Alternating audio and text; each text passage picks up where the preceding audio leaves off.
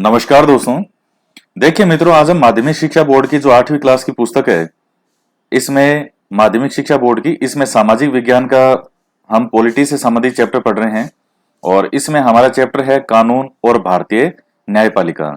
जो लास्ट हमारा चैप्टर था वो संघीय सरकार से संबंधित था और काफी महत्वपूर्ण चैप्टर था, काफी महत्वपूर्ण फैक्ट थे।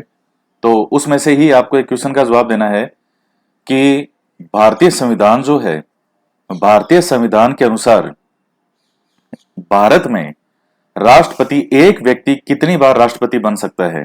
क्वेश्चन फिर से सुनिएगा कि भारतीय संविधान के अनुसार भारत में कोई व्यक्ति कितनी बार राष्ट्रपति बन सकता है। इसका जवाब आपको कमेंट करके बताना है। और इस पर हमने लास्ट क्लास में बात नहीं की थी, तो आपको अगर नहीं भी पता है तो इसको ढूंढिएगा, सर्च कीजिएगा कि क्या है इसका उत्तर, तो कमेंट करके बताइएगा। तो आज हम आगे पढ़ते हैं। देखिएगा, जैसे यूएसए है, तो यूएसए के अंदर कोई भी व्यक्ति जो है वो 2 बार राष्ट्रपति बन सकता है, 2 बार से ज्यादा राष्ट्रपति नहीं बन सकता। तो वैसे जैसे कानून है, संविधान है, तो हमारा भारतीय संविधान क्या कहता है कि भारत में कोई व्यक्ति कितनी बार राष्ट्रपति बन सकता है। तो ये कमेंट करके आप बताइएगा, आपको नहीं पता हो तो ढूंढिएगा। इसके अलावा देखिए, कुछ विद्यार्थी एक दो क्वेश्चन पूछ रहे थे कि सर, जो भारतीय संविधान सभा थी उसमें राजस्थान से कितने मेंबर गए थे। अब ये माध्यमिक शिक्षा बोर्ड की पुस्तकों में भी अलग अलग लिखा हुआ है, एनसीईआरटी में भी अलग अलग लिखा हुआ है। तो कि कहीं 13 है, कहीं 14 है, कहीं 12 है, तो कि सही उत्तर इसका क्या है। तो कुछ बेसिक सी चीजें हैं, मैं आपको समझा देता हूं। इसमें 2-4 मिनट का समय लगेगा। देखिए मित्रों, जो भारतीय संविधान सभा थी उसमें 389 सदस्य हैं, ये निश्चित किए गए थे कि 389 सदस्य होंगे। तो अब 389 सदस्य कहां कहां से होंगे, तो इसमें 292 सदस्य हैं, वो थे ब्रिटिश प्रांतों से। ब्रिटिश प्रांतों से। ब्रिटिश प्रांत कौन से थे, जहां अंग्रेजों का शासन था डायरेक्ट। इसके अलावा 93 सदस्य जो हैं ये आएंगे देसी रियासतों से, प्रतिनिधि जो भेजेंगे अपना। तो 93 सदस्य आएंगे देसी रियासतों से। 292 कहां से होंगे, ब्रिटिश प्रांतों से। इसके अलावा देखिए, जो 4 कहां से आएंगे, चीफ कमिश्नर प्रांतों से। चीफ कमिश्नर प्रांत से मतलब एक प्रकार का केंद्र शासित प्रदेश। और इन 4 जो मेंबर हैं वो चीफ कमिश्नर प्रांतों से आएंगे। तो ये जो 4 चीफ कमिश्नर प्रांत हैं, इसमें से एक प्रांत हमारे भी यहां था राजस्थान में, जिसका नाम था अजमेर मेरवाड़ा। और यहां पर जो है अजमेर मेरवाड़ा में, यहां अंग्रेजों का कौन बैठता था, एजीजी, ये आप जानते हैं। तो 4 चीफ कमिश्नर प्रांत थे, तो उसमें एक हमारे यहां था राजस्थान का अजमेर मेरवाड़ा। और बाकी 3 और कौन से थे उस समय जो 4 चीफ कमिश्नर प्रांत थे, तो एक तो दिल्ली है और एक है बलूचिस्तान। बलूचिस्तान जो है ये वर्तमान पाकिस्तान में है। और इसके अलावा एक है कुर्ग, जो कि कर्नाटक में पड़ रहे हैं। तो ये 4 उस वक्त चीफ कमिश्नर प्रांत थे, दिल्ली, बलूचिस्तान, कुर्ग और अजमेर मेरवाड़ा। तो इन 389 मेंबर में हमारे राजस्थान से कितने मेंबर गए थे, तो राजस्थान से मेंबर जाने वालों की संख्या थी 12। यह आप ध्यान में रखिएगा, हर जगह अलग अलग लिखा मिलेगा। 12 सदस्य इसका बिल्कुल सही उत्तर है। 12 सदस्य यहां से गए थे राजस्थान से। तो ये 12 सदस्य थे कौन कौन से, तो एक ट्रिक है, ध्यान रख लीजिएगा, इसको याद रखना चाहिए तो आप, कि कौन कौन से 12 सदस्य थे। इस तरह से ध्यान रख लीजिएगा, राम के राज में जब राम के राज में हीरे का मुकुट, जब राम के राज में हीरे का मुकुट माटी की गोद में सजा, माटी की गोद में सजा। जब राम के राज में, रामराज, जब राम के राज में हीरे का मुकुट माटी की गोद में सजा। अब ये 12 सदस्य कौन कौन हैं, तो अब जो 12 सदस्य थे इसमें 11 तो थे यहां देसी रियासतों से और एक सदस्य था अजमेर मेरवाड़ा से, मुकुट बिहारी भार्गव। मुकुट बिहारी लाल भार्गव इनका पूरा नाम था। बाद में लोकसभा के मेंबर भी बने थे अजमेर से 3 बार। तो जब राम के राज में हीरे का मुकुट माटी की गोद में सजा, तो 11 सदस्य थे देसी रियासतों से और एक थे केंद्र शासित प्रदेश यानी चीफ सिप अजमेर मेरवाड़ा से। तो कुल सदस्य राजस्थान से कितने गए थे? 12। और इन 12 में सबसे पहले साइन करने वाले कौन थे? उदयपुर के थे बलवंत सिंह मेहता। मैं किस संदर्भ में बात कर रहा हूं? राजस्थान के संदर्भ में। राजस्थान के इन 12 मेंबर में सबसे पहले साइन किसने किया था? इन 12 मेंबर में से तो उदयपुर के बलवंत सिंह मेहता ने। अब आगे बात करते हैं। तो सबसे पहले है जय। तो जय से क्या हो जाएगा? जसवंत सिंह, बीकानेर के थे ठाकुर जसवंत सिंह। तो जय से जसवंत सिंह और जय से ही एक और नाम कर देना, जय नारायण व्यास। दो हैं जय से, एक तो जय से जसवंत सिंह और जय से जय नारायण व्यास। नेक्स्ट बै से है बलवंत सिंह मेहता। सबसे पहले इन सदस्यों में साइन करने वाले थे 12 सदस्यों में बलवंत सिंह मेहता। राम से रामचंद्र उपाध्याय, राम से रामचंद्र उपाध्याय। राज से, तो राज से क्या हो जाएगा? राज बहादुर। हीरा से हीरालाल शास्त्री, हीरालाल शास्त्री। उसके बाद है मुकुट से मुकुट बिहारी लाल भार्गव। ये वैसे नेत्रहीन थे, पहले इनकी आंखें थी, लेकिन जब वो अंग्रेजों ने ये भारत छोड़ो आंदोलन होता है और उस समय जब क्रांतिकारियों को, नेताओं को जेल में बंद किया था, तो उसी समय बीमारी से इनकी आंखों की रोशनी चली गई थी। लेकिन संविधान निर्माण में इतना महत्वपूर्ण रोल था कि नेत्रहीन होने के बावजूद भी जो इनको नॉलेज बहुत शानदार था लॉ का, तो काफी महत्वपूर्ण रोल था। तो मुकुट बिहारी लाल भार्गव। इसके बाद है माटी की गोद में सजा। मां से माणिक्य लाल वर्मा, माणिक्य लाल वर्मा। टी से टी कृष्णमाचारी, टी से टी कृष्णमाचारी। गो से गोकुल लाल असावा, गोकुल लाल असावा। ये लगभग नाम आपने सुन रखे हैं काफी तो इनमें। दय से दलेल सिंह, दय से दलेल सिंह। और सजा से सरदार सिंह, सरदार सिंह। तो कुल कितने हो गए? 12 हो गए, गिन लीजिए। 1 2 3 4 5 6 7 8 9 10 11 और 12। जब राम के राज में हीरे का मुकुट माटी की गोद में सजा, जब राम के राज में हीरे का मुकुट माटी की गोद में सजा।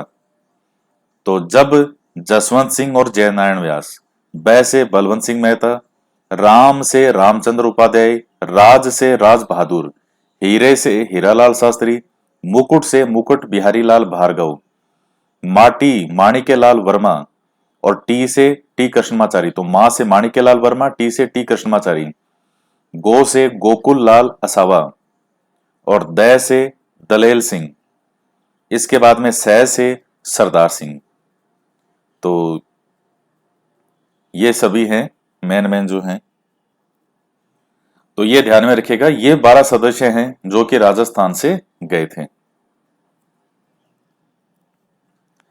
नेक्स्ट आगे पढ़ते हैं, कानून और भारतीय न्यायपालिका। अब तक आप संघीय सरकार के विषय में जानकारी प्राप्त कर चुके हैं। आपने यह जान लिया कि संघीय सरकार कानून बनाती है, कानून क्या होते हैं और इन कानूनों को बनाना क्यों आवश्यक है। क्या इन कानूनों की जानकारी हमें भी होनी चाहिए? हमारे देश में इन कानूनों की व्याख्या कौन करता है? इन कानूनों के आधार पर न्याय की व्यवस्था किस प्रकार की गई है? हम इन सभी बातों का अध्ययन इस अध्याय में करेंगे। राम और उसके पिताजी बस में सवार होकर शहर के किसी चौराहे से गुजर रहे थे। राम ने देखा कि एक ही मोटरसाइकिल पर सवार 3 युवकों को यातायात पुलिस ने रोक रखा है। उसने अपने पिताजी से पूछा, पापा, इन लोगों को पुलिस ने क्यों रोक रखा है? उसके पापा ने कहा, बेटा, इन युवकों ने हेलमेट नहीं पहन रखा है तथा एक ही मोटरसाइकिल पर 2 की जगह 3 लोग सवार हैं, जो कि सीधा साधा यातायात कानूनों का उल्लंघन है। इसलिए यातायात पुलिस इन युवकों से जुर्माना वसूल कर रही है। अब देखते हैं कई बार बाइक पे 3 जने 4 जने बैठे होते हैं, हेलमेट भी नहीं लगाते। राम ने उत्सुकता से पूछा, पापा यातायात कानून क्या होते हैं? उसके पापा ने बताया कि सड़क सुरक्षा से संबंधित ऐसे नियम कायदे जो हमें वाहनों के सड़क पर सही और सुरक्षित रूप से चलने की वर्तमान प्रणाली से परिचित कराते हैं, उन्हें यातायात कानून कहा जाता है। यानी क्या ये यातायात कानून होते क्या हैं? कि हमें सड़क सुरक्षा से संबंधित जो नियम कायदे हैं, हमें वाहनों के सड़क पर सही और सुरक्षित रूप से चलने की वर्तमान प्रणाली से परिचित कराते हैं। यानी जैसे लाल लाइट है, सामने रेड लाइट, तो हमें रुकना होता है। तो ये चीजें हैं कि एक लाइन बनी होती है कि उस लाइन को क्रॉस नहीं करना, उससे पीछे खड़े रहिए, आगे खड़े रहेंगे तो फिर आपका चालान कट सकता है। तो लाल लाइट पे खड़े रहना, ग्रीन लाइट पे फिर चलना, तो ये चीजें होते हैं। तो यातायात नियमों का हमें पालन करना चाहिए। हेलमेट, जो टू व्हीलर चलाते हैं उनको हेलमेट लगाना चाहिए अनिवार्य रूप से। और जैसे कोई किसी के पास फोर व्हीलर चलाता है तो उसको सीट बेल्ट लगाना चाहिए। गाड़ी चलाते समय फोन पर बात नहीं करनी चाहिए, ना तो बाइक वाले को और ना ही कार वाले को। कई बार कुछ बाइकर होते हैं, वो क्या करते हैं कि अब उनको पता है कि फोन साथ में कैसे पकड़ेंगे, हेलमेट लगाएंगे, तो ईयरफोन लगा लेते हैं। दोनों कानों में ईयरफोन लगा लिया, और फोन अगर मान लो उसने किसी को उसको कर लिया फोन, कोई मान लीजिए उसकी कोई लैला है और लैला को उसने फोन कर दिया किसी मजनू ने। तो लैला मजे से बातें पूछ रही है, क्या कर रहे हो? गाड़ी चला रहा हूं। तो गाड़ी चला रहा है, सही बात है, गाड़ी ही चला रहा है तो गाड़ी चला। खाना खा लिया क्या? नहीं, जाके खाऊंगा। इतने में दूसरी एक गाड़ी वाला आया, उसने ठोक दिया मजनू को, और मजनू ऊपर प्यारा हो गया।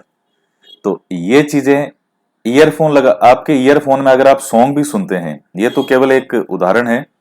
कुछ लोग गाने चला लेते हैं तो आपको बाहर की कोई आवाज सुनाई नहीं देगी, और गाने वाने सुनते हैं तो व्यक्ति का ध्यान पूरी तरह से दूसरी तरफ चला जाता है।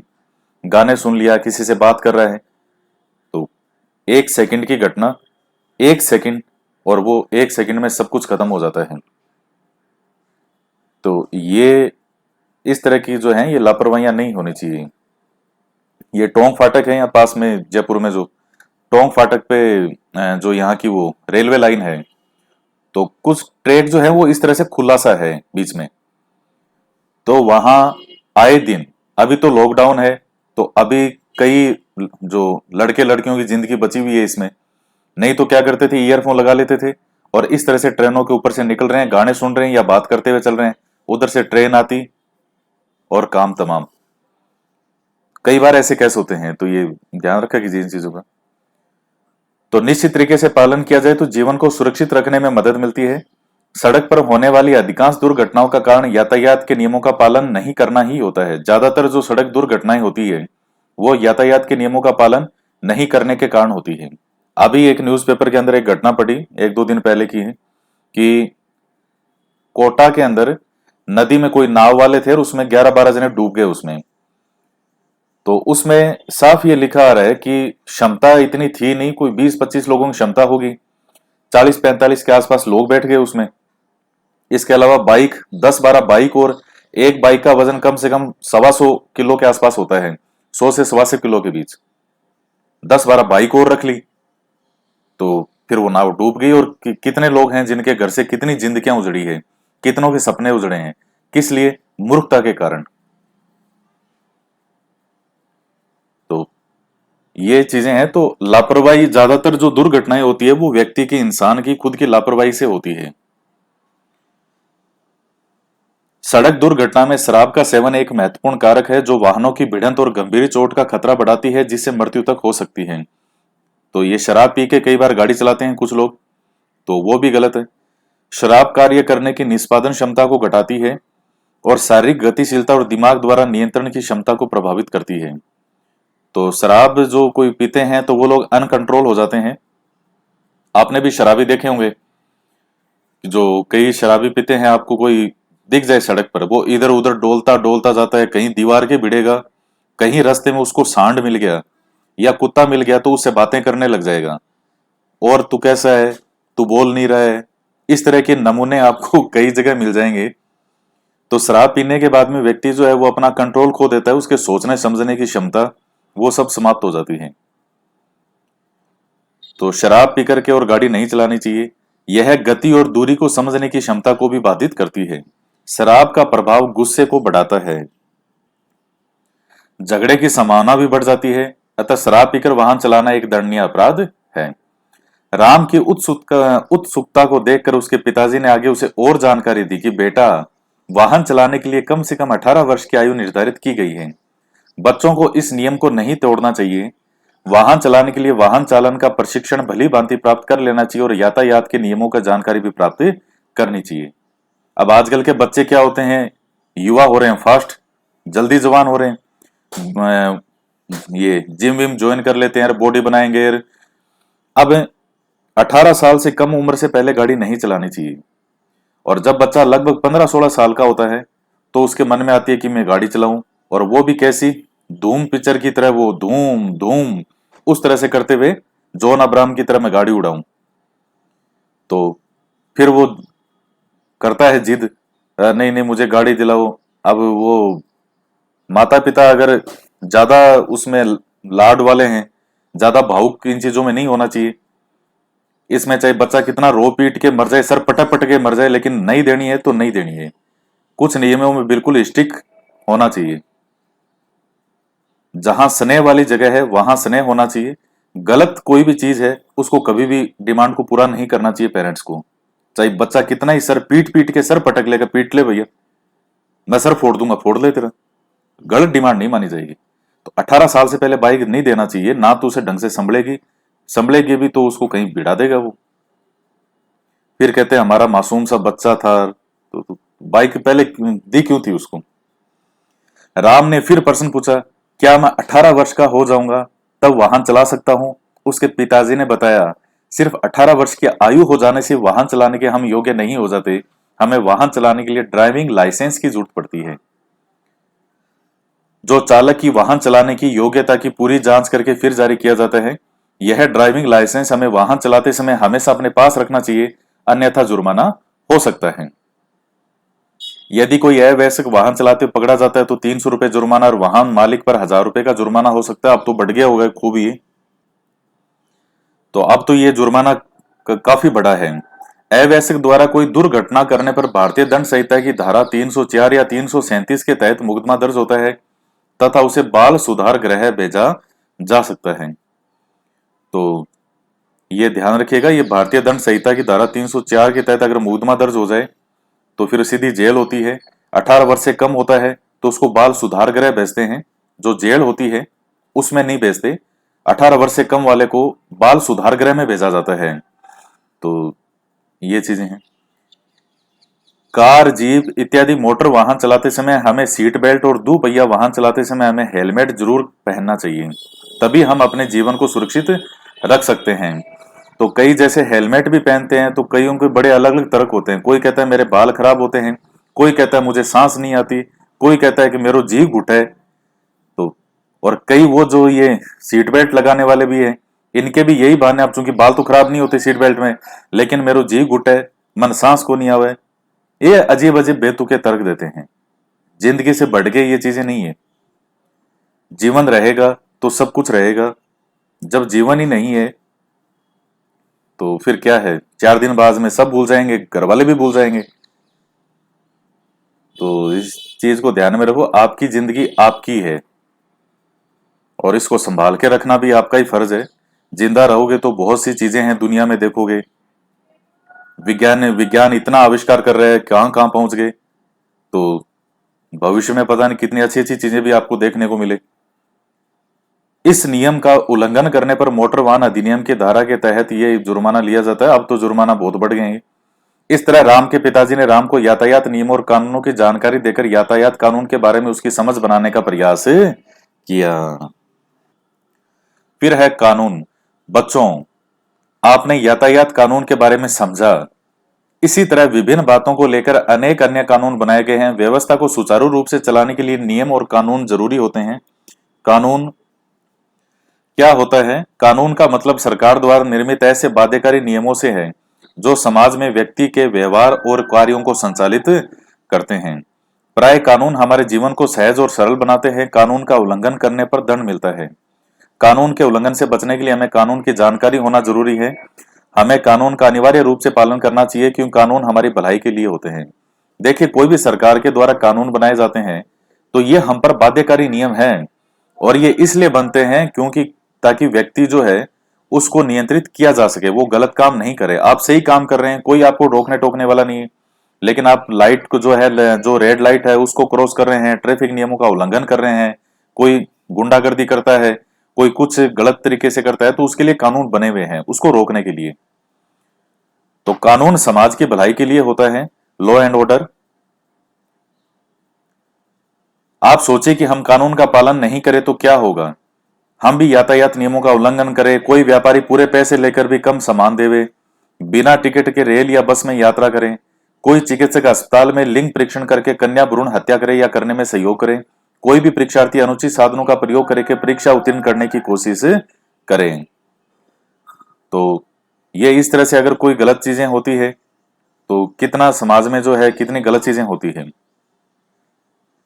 उपयुक्त उदाहरणों के अनुसार ऐसे गलत कार्यों पर यदि कोई नियंत्रण नहीं हो तो इन सभी बातों से हमारा जीवन जीना कठिन हो जाएगा। लेकिन कानून ऐसा होने से रोकता है, अतः नियंत्रण कानून का आधार है। मतलब नियंत्रण, देखिए मनुष्य का स्वभाव जो है वो स्वेच्छाचारी होता है। एक इंसान के स्वभाव की बात करें तो एक इंसान का स्वभाव कैसा होता है, तो हर व्यक्ति जो है वो स्वतंत्रता चाहता है, और स्वतंत्रता को कोई बुराई नहीं है, स्वतंत्रता तो है, अधिकार है आपका। लेकिन यही स्वतंत्रता अगर उद्दंडता में बदल जाए तो फिर जो है उसके लिए फिर कानून बना हुआ है। तो ये चीज आप ध्यान में रखिएगा। अतः नियंत्रण कानून का आधार है। कानून की भावना केवल नकारात्मक ही नहीं होती वरन सकारात्मक भी होती है, क्योंकि नियंत्रण के साथ साथ कानून हमें अधिकार और सुविधाएं भी प्रदान करता है। कानून सभी के ऊपर समान रूप से लागू होते हैं। हमारा कानून धर्म, जाति या लिंग के आधार पर लोगों के बीच कोई भेदभाव नहीं करता, चाहे कोई भी व्यक्ति हो। यदि वह कानून तोड़ता है तो उसे सजा मिलती है। कानून का पालन करना इसलिए आवश्यक नहीं है कि ये सरकार ने बनाए हैं। यदि इस आधार पर कानूनों को माना जाए कि इन्हें सरकार ने बनाया है तो इसका स्वरूप कभी कभी दमनात्मक भी हो सकता है।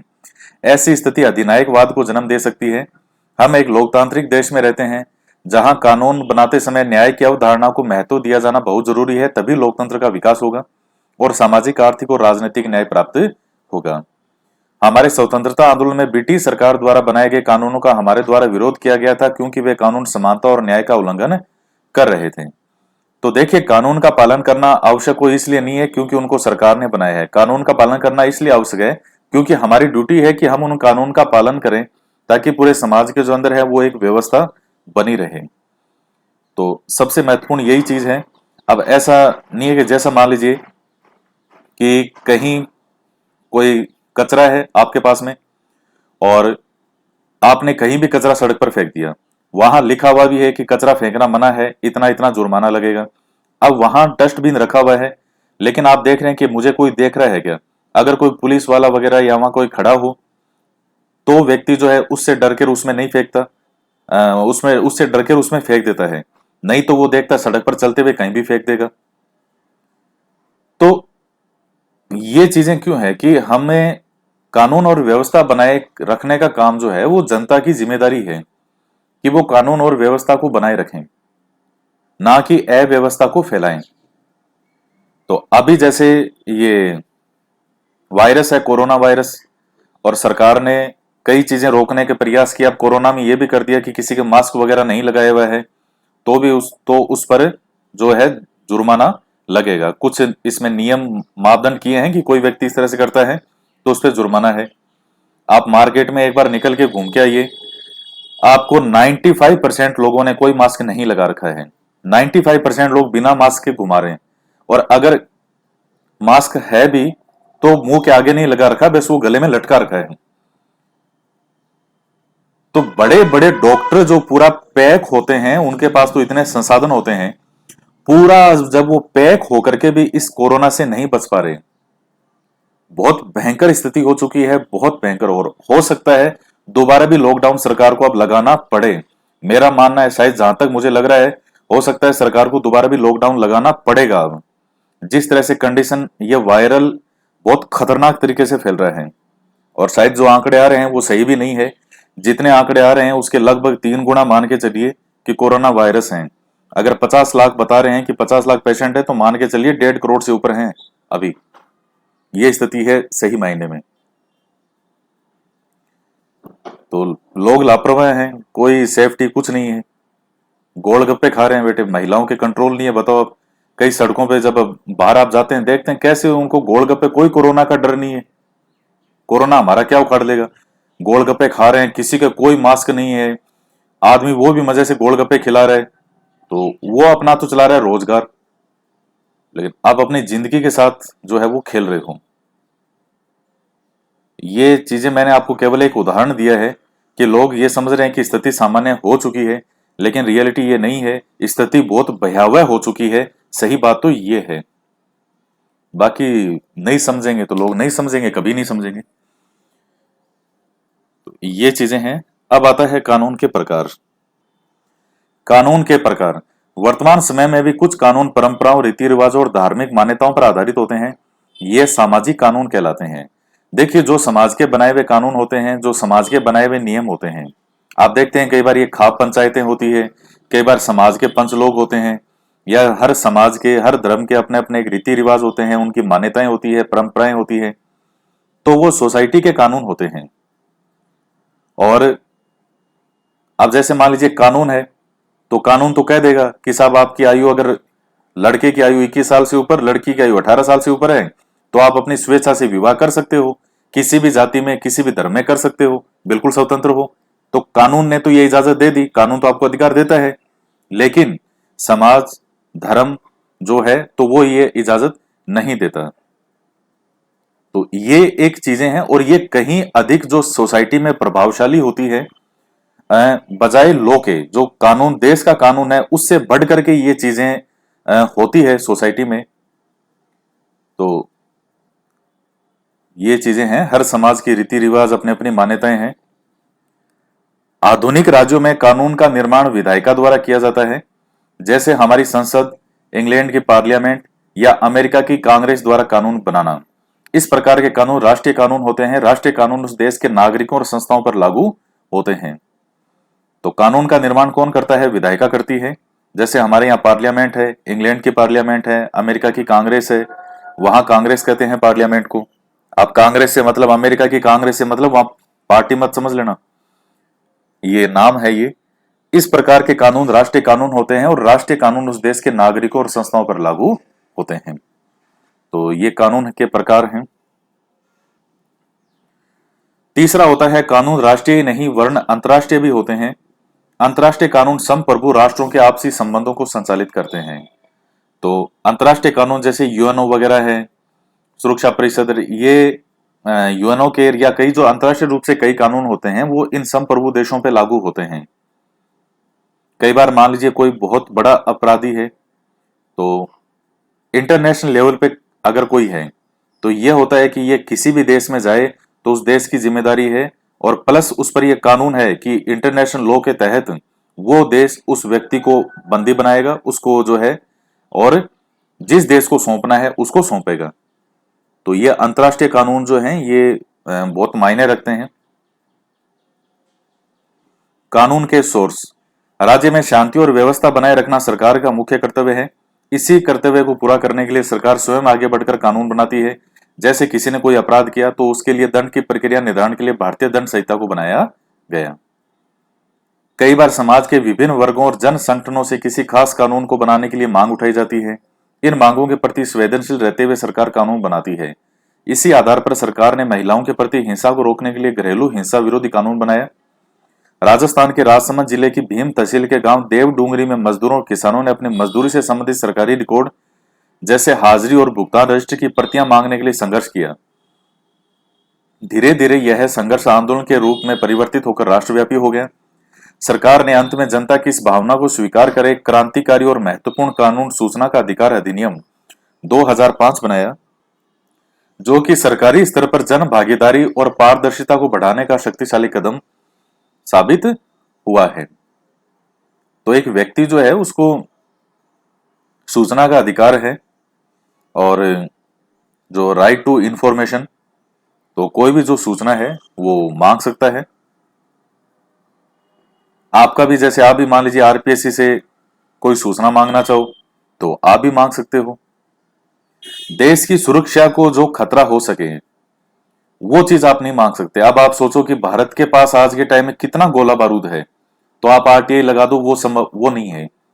देश की सुरक्षा को खतरा नहीं होना चाहिए, कुछ और इसमें नियम है, उनको छोड़ के और बाकी आप किसी सम्मत भी जो है आरटीआई से सूचना जो है वो मांग सकते हो। आपने कोई एग्जाम दिया, आपके नंबर कितने आए, आंसर की नहीं आई, या उससे कोई समस्या हो, कोई भी आपको कुछ चीजों की जानकारी प्राप्त करना हो, किसके कितने फॉर्म भरे गए, कैसे क्या क्या है, तो आप कोई भी जानकारी है आरपीएससी से या बोर्ड से मांग सकते हो। तो ये है। कभी कभी देश में ऐसी परिस्थितियां पैदा हो जाती है कि हमें कानून बनाना जरूरी हो जाता है। आतंकवादी गतिविधियों को रोकने के लिए सरकार ने भी तुरंत कानून बनाया था। तो जैसे ये टाटार, ये कई उस तरह से एक्ट बनाए जाते हैं, कभी बनाए जाते हैं, कभी खत्म किए जाते हैं। तो अब है हमारी न्यायपालिका। राज्य की सत्ता कानूनों को वैधानिक आधार प्रदान करती है, परंतु न्याय की अवधारणा प्रत्येक कानून को सामाजिक मूल्यों से परिपूर्ण बनाती है। हमारे देश में कानूनों की व्याख्या और संविधान के अनुसार न्याय प्रदान करने के लिए स्वतंत्र और निष्पक्ष न्यायपालिका की स्थापना की गई। पूर्व में हमने जाना कि सरकार के 3 अंग होते हैं, व्यवस्थापिका, कार्यपालिका और न्यायपालिका। हम जानते हैं कि हमारे देश में संघीय शासन व्यवस्था है। वैसे तो केंद्र और राज्य सरकारी संविधान द्वारा निर्धारित अपने अपने कार्य क्षेत्र में काम करती है, लेकिन फिर भी इनमें से किसी भी विषय पर आपस में मतभेद हो सकता है। संविधान के अनुसार उन मतभेदों को दूर करने के लिए सर्वोच्च न्यायालय की स्थापना की गई है, सुप्रीम कोर्ट की, जो कि नई दिल्ली में स्थित है। सर्वोच्च न्यायालय अन्य कार्यों के अलावा कानून तथा संविधान की व्याख्या करता है। तो कानून और संविधान की व्याख्या भी करना हो, कई बार कोई चीज में डाउट हो कि संविधान की इस लाइन का क्या मतलब होना चाहिए, क्या यह मतलब हो सकता है, क्या यह हो सकता है, तो उसकी व्याख्या करने का, कानूनों की व्याख्या करने का काम भी किसका है? सर्वोच्च न्यायालय का। सर्वोच्च न्यायालय अपने ही किसी दिए गए, जो कोई कभी कुछ सुनाया गया हो आदेश, तो सर्वोच्च न्यायालय खुद अपने आदेश को भी कभी भविष्य में बदल सकता है। अब जैसे प्रस्तावना संविधान का अंग है या नहीं है, तो अब इसमें अलग अलग मामले थे, किसी ने कहा है, किसी ने कहा नहीं है। तो सुप्रीम कोर्ट भी अपने दिए गए डिसीजन को, सुप्रीम कोर्ट में अलग अलग न्यायाधीश होते हैं। अब वो जज की बात नहीं होती है कौन न्यायाधीश है, सुप्रीम कोर्ट है तो बेंच होती है, बेंच कई बार डिसीजन करती है, बड़े डिसीजन होते हैं इस तरह से, तो बेंच डिसीजन करती है उसका। बेंच से मतलब है एक से ज्यादा हो उसमें मेंबर। तो इस क्लास में हम इतना ही पढ़ेंगे। अब आगे ये पूरा टॉपिक आपका डिटेल में है, भारत में न्यायपालिका की संरचना। तो नेक्स्ट जो वीडियो है उसमें ये आपका चैप्टर हो जाएगा। तो बहुत महत्वपूर्ण चैप्टर है, बहुत अच्छे से सुनिएगा, आपकी परीक्षा में है ये। तो आज की वीडियो में इतना ही। तो मिलते हैं नेक्स्ट वीडियो में एक नए टॉपिक के साथ। जय हिंद, जय भारत।